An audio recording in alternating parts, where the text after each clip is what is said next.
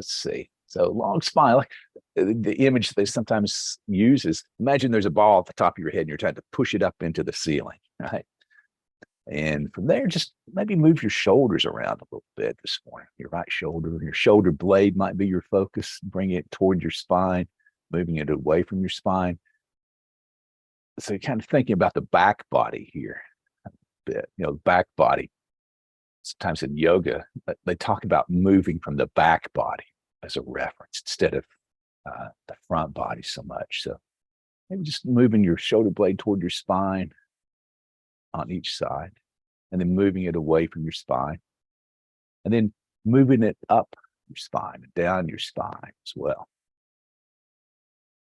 So if you put that together, you can make like a square, like a back and up, back and down, back and or forward and down, forward and up. So kind of that's one way. You can make it a circle. We talk about circles. I'll turn to the side here. So if you imagine a square, you're trying to hit those four corners, like this corner, that corner, and that corner with no pain. All right.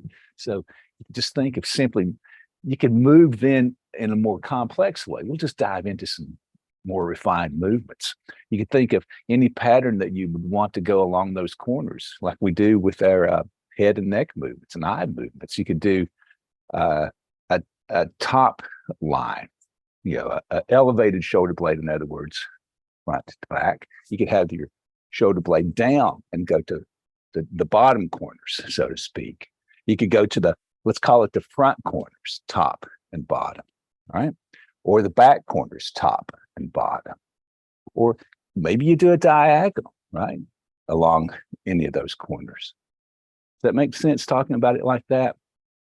It's kind of weird, but it gives you a lot more options than you might have thought about your shoulder and your shoulder blades. So just try that on both sides. I was illustrating one side there, but think about any of those options you would for better shoulder blade control, better shoulder movement, better arm movement, better hand movement. Brings up the neck, the upper back as well. So it's just that simple motor control drill can be a really great strength exercise and kind of freeing your shoulder blades from your rib cage in general, so that you have just a lot more mobility there for your rib cage too. They're not bound by your shoulders.